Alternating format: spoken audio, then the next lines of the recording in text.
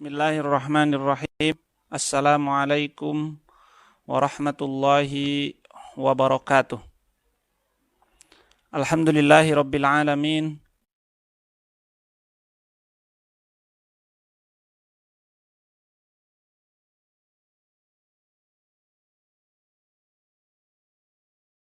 Nadhira faqala wa ma arsalnaka illa rahmatan lil alamin. Asyhadu an la ilaha illallah wahdahu la syarika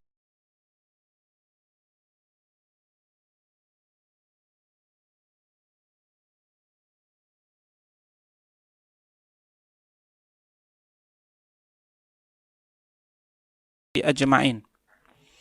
Amma ba'du, ma'asyiral muslimin wal muslimat, saudara seiman yang dirahmati Allah Subhanahu wa taala.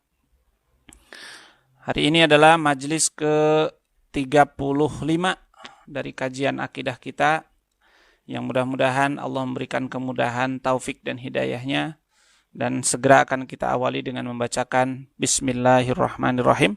Dan saya akan mengawali dengan membaca beberapa ayat dari surah Al-Ahzab seperti kemarin, ayat 38 sampai ayat 43.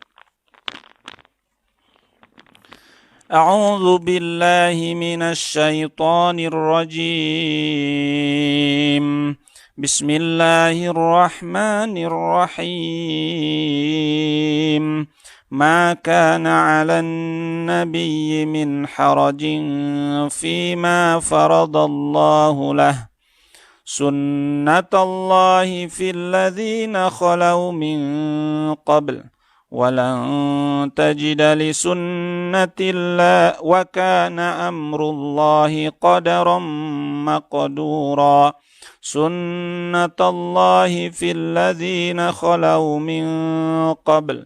Wa kana amrullahi qadaran maqdura. Alladzina yuballighuna risalatillahi wa yakhshawnahu wa la yakhshawna ahadan illallah. Wa kafa billahi hasiba. Ma kana Muhammadun aba ahadin min rijalikum walakin rasulallahi wa khataman nabiyyin. Wa kana Allahu bikulli syai'in alima. Ya ayyuhalladzina amanu dzkurullaha dzikran katsiran wasabbihuhu bukratan wa asila. Huwallazi yusalli 'alaikum wa malaikatuhu liyukhrijakum minadh-dhulumati ilan nur. Wa kana bil mu'minina rahima.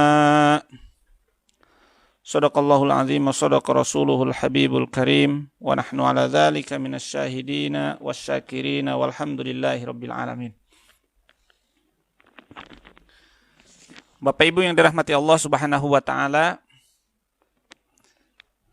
di antara sifat yang harus melekat pada setiap utusan, bahkan bukan saja utusan Allah, utusan manusia saja juga harus mempunyai sifat ini, yaitu sifat tabligh, ya.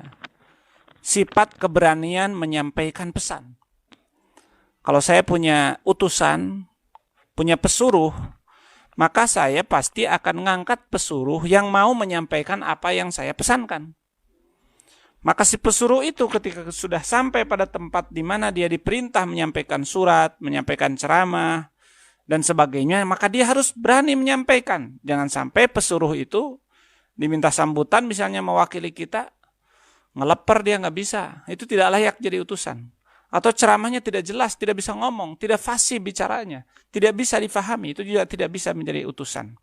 Maka tadi di antaranya di surah Al-Ahzab, Allah mengatakan, di antara karakter Nabi itu alladzina yuballighuna risalatillahi. Ya. Orang-orang yang menyampaikan risalah Allah itu, ya, itu mereka takutnya hanya oleh Allah, wala yahshauna ahadan illallah, tidak ada yang ditakuti kecuali Allah. Jadi di antara bukti bahwa dia utusan Allah, dia hanya takut oleh Allah. Di antara bukti bahwa dia adalah utusan kita, dia hanya takutnya oleh kita.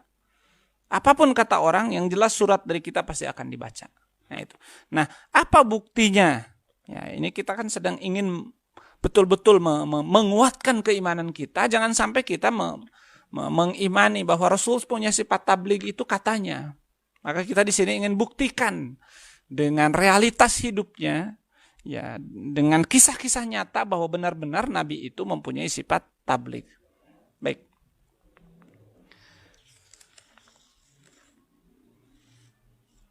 Sebagai pembuka, Rasulullah Shallallahu Alaihi Wasallam telah melakukan dakwah, telah menyampaikan misi, telah menyampaikan pesan Allah Subhanahu Wa Taala dengan ulet, tekun, sempurna dan paripurna. Ya. Islam ini telah disampaikan oleh Rasulullah Shallallahu Alaihi Wasallam kepada semua manusia saat itu. Baik melalui individu-individu yang dekat-dekat dengan beliau, itu disamperin sama beliau, diceramahin sama beliau, dinasehatin sama beliau. Ya, dan tidak pernah merasa canggung, walaupun itu pamannya, walaupun itu uaknya, walaupun itu istrinya, kadang-kadang walaupun siapa, beliau itu selalu mengatakan, ini yang benar, ini yang salah. Tegas, clear. Ya, jadi tidak pernah ada istilah kita, ya, orang Sunda biasanya, ya maaf, jiwa-jiwa kita ini kadang-kadang gak enakan gitu. Padahal harusnya kita nyampein. Nah itu tidak boleh. Kita harus sampaikan yang benar tetap benar, tentu dengan adab-adabnya. Yang salah-salah. Nilai sikap Rasul. Rasul itu tegas. Ke kabilah-kabilah. Nanti akan kita lihat Rasul manggil kabilah-kabilah, dipanggil, dikumpulkan. Ya kemarin kan bagaimana Rasul kemarin menunjukkan bahwa dia diakulkan kabilah-kabilah itu oleh Rasulullah SAW. Kemudian ditanya, bagaimana kalau saya bilang di sana ada kuda yang mau menyerang, pasukan kuda yang mau menyerang kita? Apakah kalian percaya? Itu kabilah-kabilahnya. Kami percaya apapun yang kau bilang Muhammad. Kenapa? Karena kau tidak pernah bohong. Nah, kalau begitu kata Rasulullah, saya ini utusan Allah. Percaya enggak? Oh enggak kalau begitu. Nah, gitu. Nah, seperti itu. Jadi Nabi sudah menyampaikan, memanggil kabilah-kabilah. Bahkan bukan hanya itu. Nabi menyampaikan pesannya, tablighnya kepada para raja. Subhanallah. Sekarang siapa ustadz yang berani nyeramahin raja? Ya, kecuali dihadirkan di istana, ceramahnya bisa jadi dipesan, jangan nyinggung ini, jangan nyinggung ini, itu bisa saja. Tapi kalau seperti Nabi bikin surat ke Raja Romawi, bikin surat ke Raja Persia, bikin surat ke Raja Mesir, bikin surat ke Raja Yaman, bahkan isinya tegas, aslim taslam. Ya, mau selamat masuk Islam. Gitu kan. Bukan basa-basi dengan dia hormati bahasanya assalamu ala manittaba'al huda, ya, atau salamun ala manittaba'al huda. Ya, kemudian disampaikan Rum kepada orang yang dihormati di Romawi. Ini bahasanya juga kata para ulama, pilihannya bukan kepada orang yang dihormati karena orang kafir tidak dihormati, tapi bahasanya apa? Orang yang dihormati di Romawi. Artinya Nabi tidak menghormati. Bahasanya kan ila azimir Rum, pilihan katanya tepat sekali. Kemudian apa? Aslim taslam. Masuk Islam, kalau nggak masuk Islam kamu nggak akan selamat. Oh, bayangkan itu. Bagaimana karakter jiwa seorang pribadi yang punya keberanian seperti itu. Semua raja disuratin. Apakah dia tidak takut diserang? Romawi, Persia, Mesir, Yaman, semuanya berkoalisi nyerang Madinah. Enggak, Nabi nggak takut. Tapi bahasanya aslim taslam. Kalau mau selamat masuk Islam. Kalau enggak, kamu punya dosa seluruh orang Mesir, seluruh orang Romawi, seluruh orang Persia, seluruh orang Yaman yang tidak masuk Islam. Halangi kamu dosa nanti di akhirat seluruh bangsamu. Jadi kalau presiden nih, menteri tidak membimbing rakyatnya ke jalan kebaikan, itu yang paling pertama dihisap. Nanti presidennya. Ya, dituliskan oleh Sayyidah Hawa dalam kitabnya Al-Imratu wal Amir, dikatakan, tidaklah ada wanita dan laki-laki yang zina, tidaklah ada minuman keras yang diminum, tidaklah ada jiwa yang dilukai kecuali raja, pemerintah. Kenapa masih ada minuman keras yang diminum? Kenapa masih ada orang yang dilukai? Kenapa masih ada harta yang dicuri? Jangan, ya, kalau kira-kira tidak bisa bertanggung jawab. Nah, jadi Nabi sudah selesai, clear tugas Nabi menyampaikan. Secara ini di pengantarnya dulu. Walaupun di sisi lain Nabi dituding gila lah, dituding menjilat, mencari harta, dituding membual, pembohong, dituding sakit. Ya, bukan itu saja. Kalau sekedar disebar isu-isu jelek mungkin wajar, tapi bukan itu saja. Fisiknya diganggu. Ya, nanti akan kita lihat. Kadang Nabi lagi sholat pakai sorban, sorbannya diambil sama siapa namanya itu anak keluar Utbah yang gitu-gitu. Kemudian diikatin ke lehernya, ditarik kupruk sampai Nabi jatuh. Bayangkan kita belum pernah ada seorang mungkin ada ya seorang dai di antara kita juga sekarang yang sedang ceramah diserang gitu. Itu yang nyerangnya tuh hati-hati, itu karakter jahiliyah nih. Kalau yang dakwahnya benar terus diserang, ini karakter jahiliyah nyerang orang dakwah. Nabi begitu dulu diserang, di samping rumahnya dikirim duri sama istri Abu Lahab, ya, wa mra'atuhu hammal. Tidak cukup sampai di situ, ya, perencanaan pembunuhan. Sudah pembunuhan karakter mah dituduh gila, dituduh macam-macam tadi. Kemudian beneran perencanaan pembunuhan yang sesungguhnya. Berkali-kali Nabi, ya, bahkan pernah diboikot sebelum itu. Kemudian direncanakan pembunuhan dan beliau sampai pindah ke Madinah bukan apa-apa. Kan Allah mengatakan, Muhammad, hari ini para pemuda yang diutus dari berbagai kabilah akan algojo yang mewakili seluruh kabilah di Quraisy akan mengelilingi rumahmu dan engkau akan dibunuh begitu saja. Maka pergilah engkau. Nah, dan rumahnya sudah dikepung kan. Kemudian Rasulullah pergi dengan izin Allah dan beliau selamat. Jadi Rasulullah mengungkapkan, masuklah sering disebutkan dalam khutbah ceramah-ceramah. Ya, wassalatu wassalamu ala sayyidina Muhammad alladzi addal amanah. Nabi yang telah menunaikan amanah. Wa ballaghar risalah, Nabi yang telah menyampaikan risalah. Wa nasahal ummah, telah menasihati umatnya. Hatta tarokana ala nahjatin baydoa, sehingga kita ditinggalkan dalam keadaan jelas mana benar mana salah. Sekarang jelas, ini nikah, ini zina. Ini mencuri, ini jual beli. Ini riba, ini laba. Semuanya sudah clear. Ini surga, ini neraka. Sehingga hidayah itu jangan ditunggu lagi. Kenapa Pak belum ke masjid, belum dapat hidayah? Ini hidayah yang sudah ada. Ada Quran hadis sudah jelas. Kita mau ngambil hidayah atau enggak? Seperti rambu-rambu lalu lintas. Ya, gambarannya, rambu-rambu lalu lintasnya ada enggak? Ada. Tapi Bapak mau ikuti rambu lalu lintas enggak? Itu masalahnya. Kita Islamnya hidayah sudah ada. Ya, mata sudah dikasih, telinga dikasih, pikiran normal sudah dikasih, bisa mempertimbangkan. Bahkan dibantu sama wahyu dengan Al-Quran. Kata Quran ini haram, ini halal, ini baik, ini buruk, ini bahaya, ini manfaat. Dikasih. Lalu nunggu apa lagi? Jadi orang menunggu-nunggu hidayah, itu orang nggak jelas tuh. Hidayah itu sudah ada, tinggal mau diikuti atau tidak. Maka kata Nabi, umatku semuanya akan masuk surga illa man aba, kecuali yang tidak mau. Jadi orang yang tidak masuk surga itu nggak mau, dipaksa sudah. Bagaimana tidak dipaksa? Semua media untuk dapat hidayah sudah ada. Ya. Itu ifatul iman dan rahmati Allah Subhanahu wa taala. Jadi Nabi sudah clear menyampaikan risalahnya jelas. Ya, dalam berbagai hal, dan ini perlu juga kita sadari bahwa Nabi menyampaikan risalah dalam seluruh aspek kehidupan kita. Ini juga penting. Ya, mohon maaf nih agak lama ya. Tapi Nabi bukan hanya nyeritain sholat, ibadah ritual, puasa, zakat, haji selesai. Tidak. Kalau begitu orang Mekah nggak akan nyerang. Masalahnya orang riba diharamin.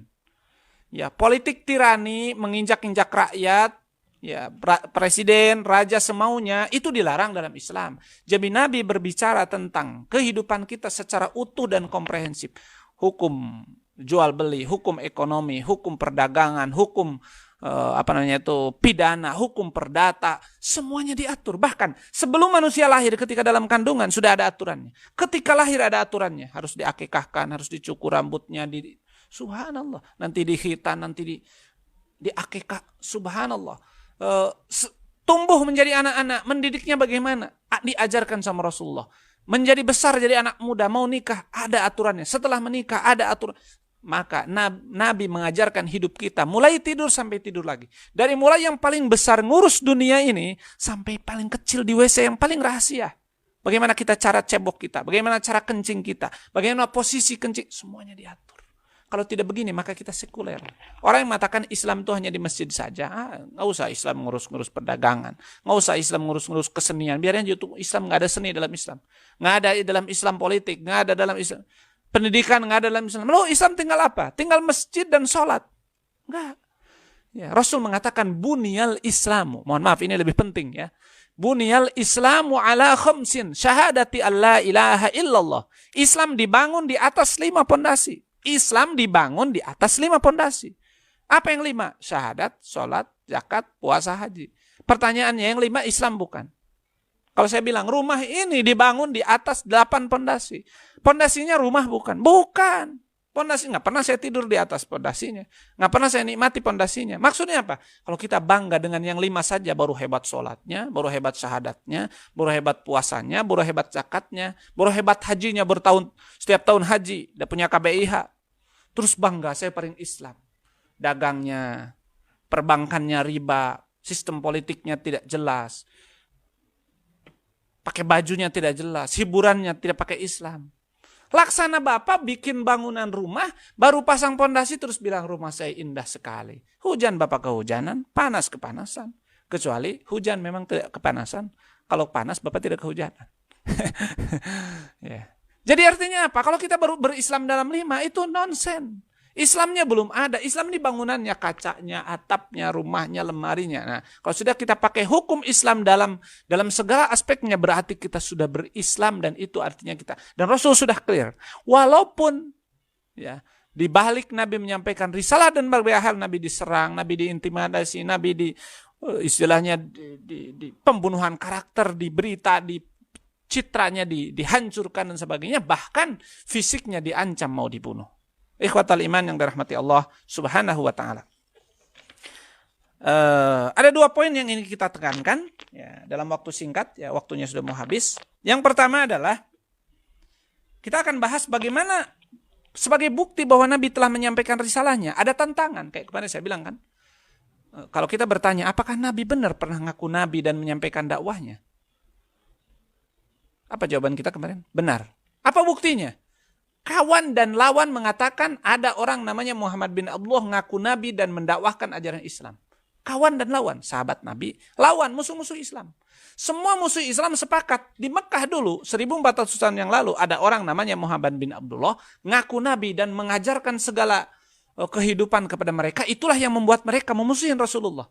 Kalau Nabi cuma ngajarin sholat, bapak-bapak sholat doang, udah bersyaratkan mereka juga. Yang nggak mau mereka ganggu itu sistem kehidupan, sistem riba yang sudah ketika Haji Wada Nabi berkhutbah menginjak-injak, kata Nabi, riba yang paling pertama saya injak hari ini adalah riba jahiliyah, yaitu orang yang punya hutang, kemudian ditunda hutangnya, kemudian asal ditambah dengan persentase. Misalnya orang punya hutang harus dibayar tanggal 31, tapi nggak mampu bayar.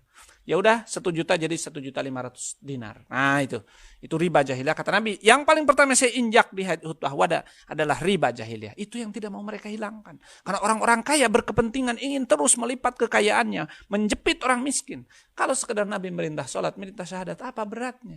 Nggak ada mengganggu, haji putar-putar beres. Tapi dagang, sistem hubungan suami istri, hubungan anak, mereka itu yang tidak mau dirubah. Itu. Sebagai bukti Nabi telah menyampaikan, ada 2 hal yang ingin kita bahas. Yang pertama, tantangan yang begitu keras, hambatan yang begitu hebat dari orang musyrikin. Berarti Nabi menyampaikan. Coba kalau Nabi diem, ya, ustadz itu akan diserang, ya, penceramah itu akan dihantam kalau dia banyak mengkritik, menyampaikan kebaikan dan sebagainya. Tapi kalau diem, ustadz pintar tapi diem aja, ya, ilmunya buat sendirinya, ya terus ngapa, biarin aja, kata orang kan, kata musuh-musuh Islam, biarin aja, dia nggak mengganggu. Yang mengganggu tuh banyak ngomong dalam kebaikan, yang gelisah hatinya itu tidak enak kalau melihat kejahatan. Yang kedua, kita ingin melihat berbagai cara yang ditempuh oleh Rasulullah ketika menyampaikan dakwahnya. Tadi yang seperti tadi diantaranya sudah saya ringkaskan di pengantar kepada para raja dan sebagainya. Baik, poin pertama, tantangan kaum musyrikin dalam menghentikan dakwah Rasulullah. Itu menunjukkan Nabi menyampaikan. Itu yang ingin kita sampaikan di sini. Bahwa bukti Nabi menyampaikan, orang Quraisy itu begitu menghadangnya keras, menghambat. Di antaranya adalah ancaman dan hinaan, bahkan gangguan fisik dari kaum Quraisy. Subhanallah. Gangguan fisik. Ya, Imam Tabrani diriwayatkan dari sahabat Al-Haris bin Haris. Dia pernah satu ketika, ya, dia belum masuk Islam. Saya jalan-jalan di kota Mekah, tiba-tiba ada sekelompok orang berkerumun, ya, mengerumuni satu orang. Dia belum kenal itu Nabi Muhammad. Terus saya turun, ya, ternyata itu ada Muhammad Rasulullah SAW sedang ceramah. Jadi Nabi diceramah, dikerumuni orang, dipukulin, subhanallah, ya, dilemparin, disakitin sampai tengah siang. Nah, kita ustadz jarang ya, ustadz ceramah malah dilemparin. Enggak, sekarang ustadz malah dijemput, dihormati. Jadi alhamdulillah kondisi hari ini untuk para ustadz sudah luar biasa. Nabi itu ceramah, Bukan dijemput, bukan dihormati, bukan disiapkan panggung, dilempari. Disakiti di sini dalam hadis Imam Tirmidzi. Kemudian setelah itu, setelah puas, bayangkan, nggak ada yang nolongi setelah puas. Akbalat imra'atun qad bada nahruha. Datanglah seorang gadis yang lehernya terlihat saking terburu-burunya. Kemudian membawa segelas air dan membawa elap, semacam tisu ya, kain mandil ya. Kemudian diminumkanlah airnya, kemudian diwudukan, kemudian diangkat kepalanya. Subhanallah. Ya, kalau orang Sunda nyebutnya, kalau sopan mastaka ya. Kepala Rasulullah diangkat yang sudah terbaring habis disakiti, mungkin diinjak-injak, ditonjok. Masya Allah, na'udzubillah. Begitu jahatnya mereka dan begitu perjuangan Rasulullah SAW untuk menyampaikan risalah Islam kepada kita. Kemudian ya orang itu mengatakan ya, atau Rasulullah mengatakan kepada ternyata ini Zainab ya, Zainab putri Rasulullah SAW. Kata Rasulullah, ya bin ya khammiri alaikan harki, tutup tuh lehermu. Subhanallah, dalam kondisi sakit pun seorang ayah, seorang Rasulullah SAW justru memperhatikan auratnya putrinya Zainab. Wala takhafi ala abik, dan jangan takut, bapakmu insya Allah nggak apa-apa. Kenapa? Nabi sudah yakin dengan firman Allah, inna kafaina kal mustahziin, Muhammad, kamu nggak akan celaka. Kami akan jamin kamu akan selamat. Seperti kami jamin Ibrahim dibakar tidak terbakar. Seperti kami jamin Nabi Musa mau diserang Fir'aun, malah Fir'aun yang ditenggelamkan. Seperti dulu. Inna kafaina kal mustahziin, maka kata Rasulullah SAW, jangan takut, ayahmu tidak akan apa-apa. Ya, kami bertanya, kata Haris, siapa itu? Kata orang-orang, itu Zainab. Ya, itu Zainab putranya. Subhanallah.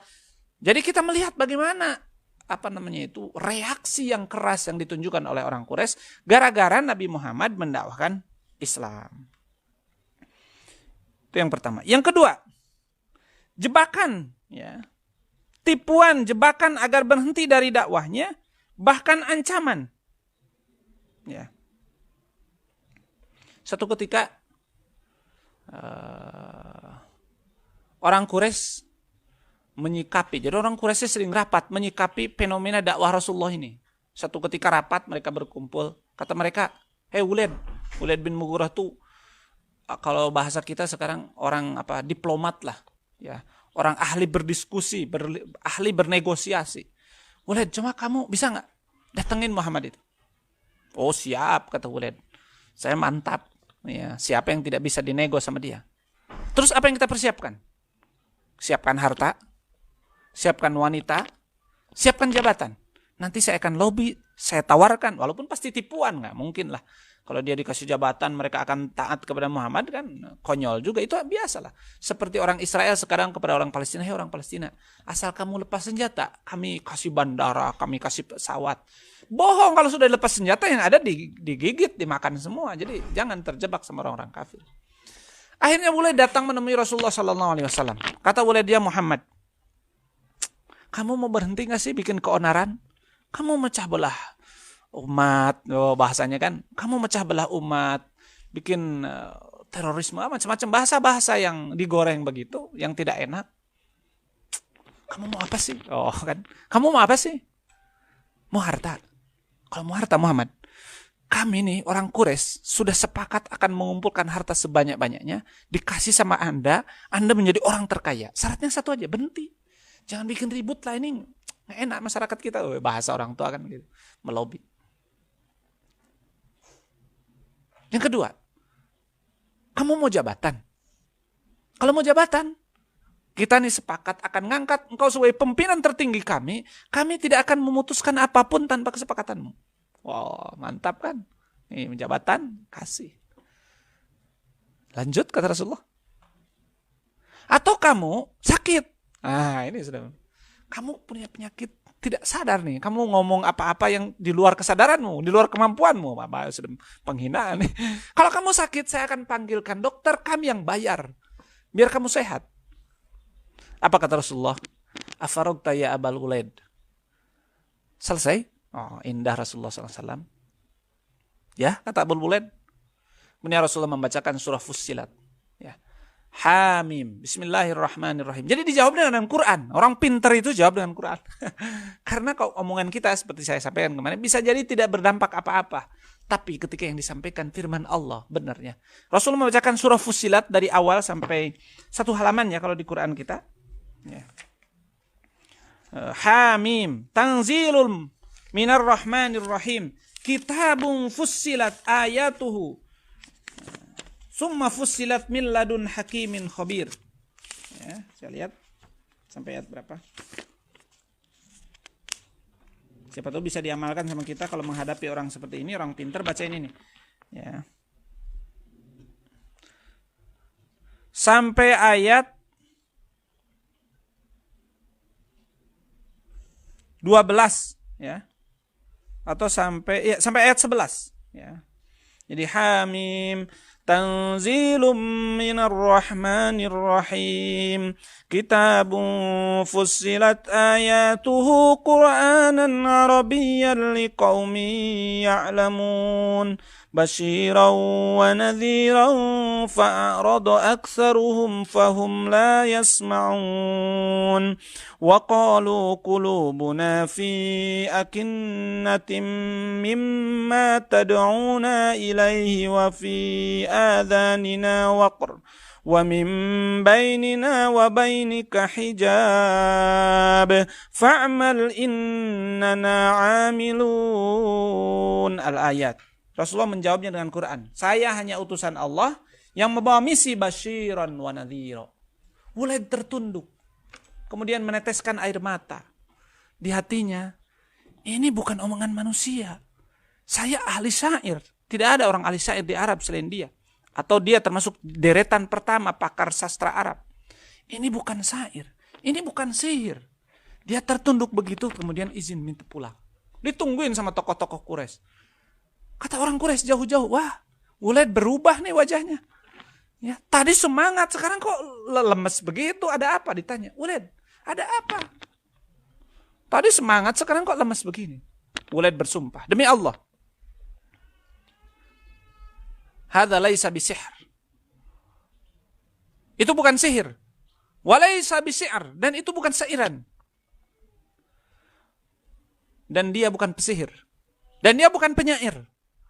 Wallahi inna alaihi lahalawah wa inna lahu lahalawah wa inna alaihi latalawah wa inna lahu lamughdiq wa inna asfalahu lamusfir. Wallahi ma huwa bikalamil bashar. Sungguh orang itu bukan pesihir, bukan pembohong. Omongannya bukan syairan, bukan sastra, bukan sihir. Kata Abu Jahal, Wulaid ngomong apa? Hati-hati kau. Oh, jadi biasa, ilmuwan takut. Oh, fasilitas hidupmu sebagai sastrawan bisa kita cabut nih kalau gajimu bisa berkurang. Akhirnya kata Wulaid, itu yang dijelaskan dalam surah Al-Muddatsir ya. Summa nadhar, summa abasa wastakbar faqala in hadza salah. Yang benar sihir. Ya, maka diabadikan. Wulaid itu sudah sadar kemudian jangan ngomong sembarangan dong. Sama Abu Jahal akhirnya berubah lagi. Oh iya benar, sihir. Nah, gitu. Jadi betul-betul. Nah, Nabi itu tadi bagaimana usaha mereka untuk menipu Rasulullah sallallahu alaihi wasallam. Bahkan tipuan itu dilancarkan melalui keluarganya. Udah nggak bisa lihat Muhammad. Rapat lagi mereka. Wah, jadi menunjukkan mereka ingin serius menghentikan dakwah Rasulullah. Rapat lagi mereka. Kayaknya satu-satunya cara sekarang, orang yang paling dekat dengan Rasulullah dan yang melindungi Rasulullah itu adalah Abu Thalib. Sekarang kita datangnya dia Abu Thalib. Ya. Agar dia segera menghentikan aktivitas keponakannya ini.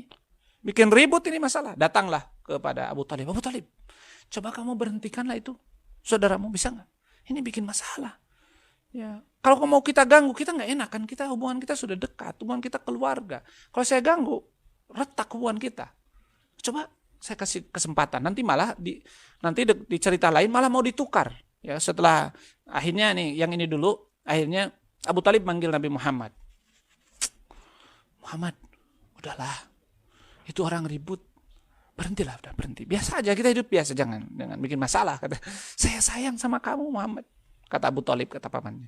Apa maksudnya kata Rasulullah? Udah berhentikan yang dakwah itu. Sekarang orang alergi dakwah itu ya orang-orang jahiliyah. Kalau orang alergi dakwah itu orang jahiliyah. Ya. Apa jawaban Rasulullah SAW? Rasul dengan tegas mengatakan, wallahi ya'am, wallahi, wahai pamanku, demi Allah, la wada'u syamsa fi yamini wal qamaru ala yasari. Kalau mereka, demi Allah, kalau mereka mampu mendatangkan matahari di tanganku, ya, bulan di tangan kiriku, ala an atruka hadzal amru, untuk saya meninggalkan ceramah ini, tabligh ini, misi dakwah ini, saya tidak akan tinggalkan sampai saya mati atau saya diberi pertolongan oleh Allah. Bayangkan sikap tegas seperti itu. Dan Nabi Muhammad mengatakan, saya tidak akan berhenti walaupun mereka punya keajaiban, bisa menurunkan matahari, bisa menurunkan bulan, itu berarti orang yang punya pendirian, tidak pantang mundur, bukan baru begitu sudah menyerah. Ya, andai pun mereka bisa menantangkan matahari, bulan di tangan kiri, saya tidak akan tinggalkan. Walaupun saya bisa mati, nggak apa-apa. Atau saya menang, alhamdulillah. Pilihan saya, ish kariman au mut syahidan, istilahnya. Hidup saya mulia dalam keadaan dakwah, atau mati dalam keadaan syahid memperjuangkan nilai yang saya yakini ini dari Allah Subhanahu wa taala. Itulah tantangan-tantangan. Penghinaan, pelecehan, ya, yang berbagai macam. Ya tadi itu. Udah biasa Nabi itu disebut pesihir, disebut pembohong, disebut penyair dan sebagainya dalam banyak cerita, ya. Bahkan ini kita percepat, Nabi pernah diboikot selama 3 tahun lamanya. Bayangkan, diboikot selama 3 tahun lamanya. Akhirnya orang Quraisy sudah bingung nih, mau diapain lagi? Udah, kita bikin kesepakatan, bahkan ditulis perjanjiannya, disimpan di Ka'bah. Bayangkan, apa isinya? Tidak boleh ngomong sama Muhammad dan pengikutnya. Tidak boleh melakukan jual beli sama Muhammad dan pengikutnya. Tidak boleh saling, pokoknya dibiarin. Makanya itu Nabi sama para sahabat sampai kelaparan di bukit-bukit di Mekah. Itu sampai makan rerumputan. Mereka mau beli, nggak ada makanannya, nggak boleh sama mereka. Padahal di Mekah kan harus beli. Nggak ada, mereka bisa nanam padi sendiri. Mekah itu kota perdagangan, ngambil barangnya dari mana. Sedangkan diboikot, jumlah pengikut Nabi masih beberapa orang, itu pun diboikot. Maka Nabi dan para sahabat kelaparan. Sampai ada cerita para sahabat itu yang anaknya kelaparan nangis. Bayangkan Bapak Ibu perjuangan orang-orang pertama, maka layak mereka mendapatkan radhiyallahu anhum wa radu'an. Mereka itu betul-betul berhak mendapatkan surga. Ada seorang ibu yang anaknya nangis terus kelaparan, kemudian ibunya ada batu kemudian dimasukkan ke dalam periuk terus digodok seakan-akan sedang memasak makanan. Tunggu nak, nggak akan matang-matang itu batu. Itu kisah-kisah pahit. Mereka makan rumput, makan dedaunan.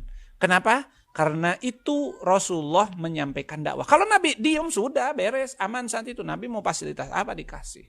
Subhanallah. Jadi ini bukti bahwa Nabi menyampaikan risalah, tidak diam. Yang kedua, Nabi menempuh berbagai macam cara. Ya, Nabi itu ada perkumpulan, datangin, ceramahin. Ya, hadisnya banyak di sini di dalam Tabrani, dalam Baihaqi, dalam Tirmizi. Ya, Nabi tidak pernah berhenti. Atau Nabi panggilin sendiri, seperti yang kemarin diceritakan. Panggilin semua kabilah, didatangin orang per orang, kelompok per kelompok. Perjalanan jauh. Nabi setelah Abu Thalib meninggal, Nabi pergi ke Taif. Taif itu jauh, dari Mekah itu berapa puluh kilometer. Perjalanan jauh Nabi pergi ke sana. Untuk menyampaikan apa? Dakwah. Datang di sana. Kata orang Taif, orang gila tuh, orang gila nak. Wah, dilemparin sama orang Taif. Dilemparin kotoran, dilemparin batu. Sampai Nabi terhina. Kemudian Nabi berbalik arah. Sampai malaikat menawarin. Muhammad, mau diapain tuh? Saya ini malaikat penggenggam gunung ini. Jabal Abi Qubais. Mau gak? Itu orang-orang yang tadi ngejarin kamu di gunungnya diangkat, tutupkan begitu. Apa Rasulullah mengatakan apa? Nggak, jangan. Tapi Rasul mengatakan apa? Allahumma ghfir liqaumi fa innahum la ya'lamun. Ya Allah, maafkan mereka itu menyerang saya bukan apa-apa, karena mereka tidak tahu. Bayangkan hati yang besar ya, kalau kita sudah senang banget itu mau balas dendam, baru dikejar-kejar, dihina, ada yang nawarin bantuan, hantam, habisin lah. Tapi Nabi tidak, subhanallah. Dan disitulah datang seorang budak ya, seorang pembantu pengurus kebun kurma yang masuk Islam ya, namanya Adas ya. Kemudian berdiskusi sama Nabi, ternyata dia orang Nainawa ya, umatnya, pengikutnya Nabi Yunus bin Matta ya. Terjadi dialog di situ dan sampai masuk Islam. Kemudian mengutus orang-orang yang sudah Islam menyampaikan Islam. Mus'ab diutus ke mana? Ke Madinah. Itu Nabi sungguh-sungguh. Jadi satu doa itu sunnah Rasul. Sekarang di mana? Misalnya di Papua, di mana di daerah-daerah yang kitab mengatakan perlu dai, perlu penceramah, perlu para orang yang menjelaskan Islam. Ini kewajiban kita sekarang para dai. Kewajiban umat Islam yang sudah sadar bahwa ada kewajiban dakwah harus diutus. Nih dikirim ustad, 1, 2, 3 ustad kirim ke satu daerah yang di situ masih banyak kemusyrikan, belum banyak masuk Islam, kirim, dibiayai. Itulah sebabnya ada dompet apa, ada MUI, ada rumah zakat, ada lembaga-lembaga yang harus peduli terhadap perjuangan dakwah ini. Dakwah ini bukan hanya membantu orang-orang miskin dari kekurangan materi. Orang lapar itu perlu dibantu, ya. Tapi orang yang kelaparan iman itu lebih penting dibantu. Karena orang mukmin kalau kelaparan mati masuk surga. Tapi orang kafir yang banyak duit mati masuk neraka. Maka orang kafir itu harus didakwahi oleh kita, diselamatkan. Nah maka harus 1, 2. Nabi mengutus siapa? Mus'ab ke Madinah diutus. Mus'ab itu anak muda yang baru diboikot, diusir sama ibunya, tidak boleh menikmati fasilitas hidup karena masuk Islam, diutus ke Madinah. Hudzaifah Al-Yaman, ya. Kemudian siapa namanya? Ya Rob, ada yang diutus ke Yaman. Ada yang diutus kemana? Oleh Nabi diutus. Itu menunjukkan Nabi serius menyampaikan dakwah. Mungkin kalau sekarang ada live, ada Facebook, Nabi live juga tuh. Ya di YouTube. Jadi wajib sekarang. Kalau orang banyak di YouTube, sekarang orang manusia banyak nonton YouTube. Kita ceramah, masukin YouTube. Banyak di Facebook, masuk Facebook. Banyak di IG, masuk saja semua pokoknya. Di mana ada di kafe, ada di mall. Datang ke mall, minta izin bikin acara ceramah. Tabligh akbar, tapi jangan asal ceramah. Sekarang mungkin perlu izin, perlu ditata sehingga menjadi indah, tidak sengkonyong-konyong datang terus ceramah kan juga perlu penyempurnaan, ya, perlu perencanaan. Gimana mau bikin ceramah di mall, misalnya tabligh akbar di mall, boleh minta izin, nyewa dan sebagainya, kerjasama, ada seni Islamnya, pameran dan sebagainya, silakan. Itu yang dilakukan Nabi, mengirim para dai. Mengirim delegasi-delegasi dengan membawa surat kepada raja-raja. Tadi sudah singgung di awal, ya. Nabi ngirim surat ke Raja Mesir, Nabi ngirim surat ke Raja Yaman, Nabi ngirim surat ke Raja Persia, ke Raja Romawi. Ini bukti bahwa Nabi punya sifat tabligh. Clear. Tidak takut apapun. La yakhshawna ahadan illallah. Walladzina yuballighuna risalatillahi la yakhshawna ahadan illallah. Nabi tidak takut diserang Persia, Romawi waktu itu, Amerika, Rusia mungkin saat ini. Tapi Nabi nggak pernah takut. Nih suratnya bilang sama mereka masuk Islam atau enggak celaka. Bayangkan orang seperti itu. Maka clear. Kalau Nabi begitu, dia berarti yakin mendapatkan bimbingan, perlindungan, perintah dari Tuhan yang Maha Kuasa sehingga dirinya tidak takut. Ikhwatal iman dirahmati Allah Subhanahu wa taala, maka sampai pagi ini kita sudah clear 3 sifat. 1, Nabi kemarin jujur, sudah dibuktikan dengan berbagai cerita kejujurannya, disaksikan kejujurannya oleh lawan dan kawan. Yang kedua, Nabi amanah, terbukti dalam subuh kemarin kita buktikan bagaimana Nabi amanah, dan hari ini kita telah membuktikan bahwa Nabi tabligh. Nabi itu orangnya tidak pemalu, nggak enakan. Pokoknya kalau baik sampaikan, tapi dengan cara-cara yang indah, tidak asal-asal. Saya kira itu, mudah-mudahan ada manfaatnya dan Allah memberikan kesempatan lagi kita bisa melanjutkan kajian ini. Aku qouli hadza wa astaghfirullah li wa lakum. Assalamualaikum warahmatullahi wabarakatuh.